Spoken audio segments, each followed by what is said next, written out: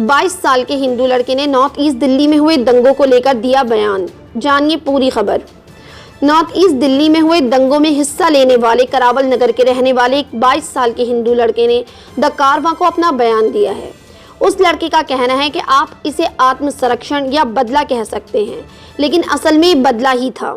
उसने बयान में कहा है कि फरवरी 2020 में हुए दंगों में उसने और उसके हिंदू दोस्तों ने मुसलमानों की दुकानों और गाड़ियों को निशाना बनाया, उन्हें ख़त्म कर दिया था या आग लगा दी। उन्होंने मिलकर मुसलमानों की पिटाई करी जो जय श्री राम कहने से इनकार कर रहे थे। इस सब के लिए पुलिस ने हम हिंदू दंगाइयों को मुसलमानों को निशाना बनाने के लिए स्वतंत्र शासन दिया हुआ था।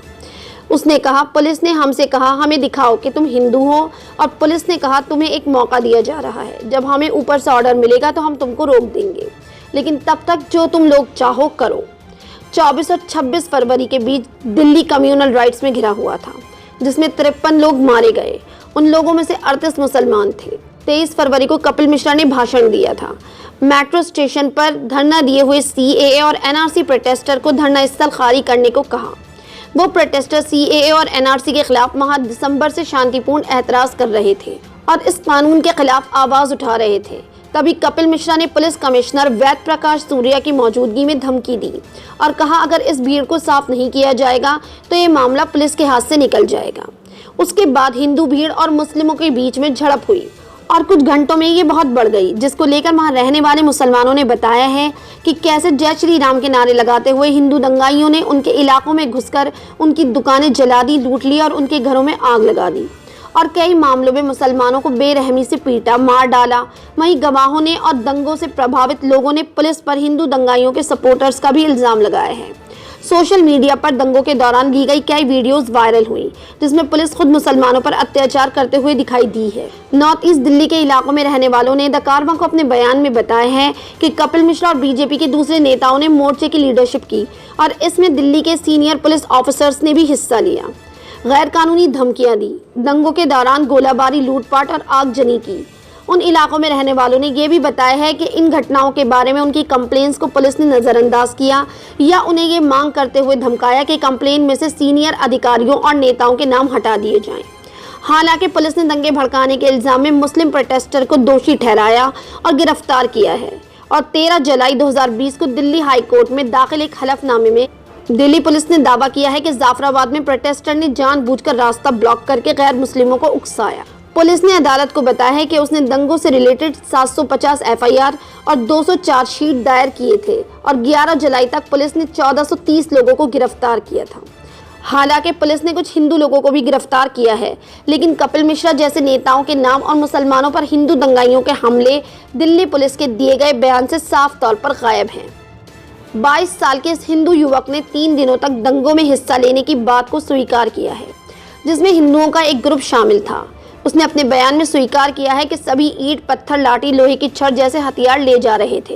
कुछ हिंदुओं के पास पिस्तौल भी थी। उसने कहा कि उसके और उसके साथियों ने मुस्लिम प्रॉपर्टीज और गाड़ियों को निशाना बनाया, दुकानों में आग लगा दी। करावल नगर से कालीघाट रोड तक कितनी गाड़ियों को जलाया गया इसकी कोई गिनती नहीं है। उसके मुताबिक एक आदमी की बाइक पर 786 लिखा था।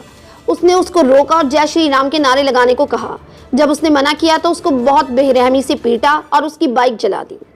साथ ही साथ इस 22 साल के युवक ने अपने बयान में कई ऐसी घटनाएं भी बताई हैं जहां उन्होंने और दूसरे हिंदुओं ने मुस्लिम लड़कियों के साथ गैंगरेप किया और उनकी पिटाई करी। उस युवक ने आगे कहा कि पुलिस ने न सिर्फ हिंदू लोगों की तरफ से आंखें बंद करी हुई थी, बल्कि मुसलमानों पर हमला करने के लिए इनकरेज भी किया। पुलिस ने हम हिंदुओं को सपोर्ट किया है। पुलिस ने आम आदमी पार्टी के काउंसलर ताहिर हुसैन के खिलाफ इल्जामों का हवाला देते हुए सबूत के तौर पर कहा कि मुसलमानों ने दिल्ली हिंसा भड़काने की साजिश रची है। पुलिस के खुफिया ब्यूरो के एक कर्मचारी अंकित शर्मा की हत्या के मामले में ताहिर हुसैन को मुजरिम बनाया, जो दिल्ली के दंगों के दौरान मारा गया था। उस लड़के ने अपने बयान में बताया है कि पुलिस ऑफिसर्स ने हम हिंदू दंगाइयों को कहा कि हमारे पास सिर्फ 2 घंटे के लिए मुक्त शासन था और पुलिस ने हमसे ये भी कहा था कि तुम हिंदू हो और लड़ने को तैयार हो, तो देखते हैं तुम लोग कितना संघर्ष कर सकते हो। उस 22 साल के युवक ने यह भी बताया है कि बजरंग दल के एक आदमी ने मुसलमानों की दुकानें तोड़ने में मदद करी और एक 8 फीट की मोटी लोहे की छड़ दी। उस बजरंग दल के आदमी ने हम सब हिंदुओं से कहा कि हम हिंदू भाइयों को एकता बनाए रखनी चाहिए। अगर हम एकजुट नहीं रहेंगे तो हम कुछ नहीं कर पाएंगे। हमें लड़ना है, जो होगा वो होना है। ये मत सोचो कि यहाँ कोई आम आदमी पार्टी, बीजेपी, समाजवाद पार्टी या कांग्रेस से है, सिर्फ हिंदुओं की तरह लड़ो। उस युवक ने यह भी कहा कि उसे व्हाट्सएप पर एक मैसेज मिला था जिसमें मुसलमानों के खिलाफ हिंदुओं को एकजुट होकर रहना है। उसने कहा, मुझे कई ऐसे व्हाट्सएप पर ऑडियो मैसेज मिले थे जिसमें मुसलमानों के द्वारा किए गए हिंदुओं पर हमले के बारे में बताया गया। बस फिर मैं भी गुस्सा हो गया और मैं CAA के खिलाफ प्रोटेस्ट से भी गुस्सा था कि लोग आते हैं और सड़कों पर बैठते हैं, जनता को परेशान करते हैं, कामों में रुकावट डाल रहे थे। वे 1.5-2 महीने से ऐसा कर रहे थे, पर हिंदुओं ने आकर 2 घंटे में काम पूरा कर लिया। उसका कहना है मुसलमानों के लिए 22 साल की नफरत थी। उसके मुताबिक मुसलमान पाकिस्तान के लिए वफादार हैं, जो उनका असली देश था। उसने कहा, हिंदू कभी नहीं लड़ते, शुरुआत मुसलमान ही करते हैं। हमने सोचा चलो एक बार इसे सभी के लिए ख़त्म कर दें। उसका कहना है कि मुसलमानों की आबादी तेज़ी से बढ़ रही है। मुसलमानों के पास 10-10 बच्चे हैं। इस दावे की कई बीजेपी सपोर्टर्स और लीडर्स ने भी पहले से ही डिमांड की थी कि मुसलमानों के खिलाफ जनसंख्या यानी पॉपुलेशन कंट्रोल के उपाय किए जाएं।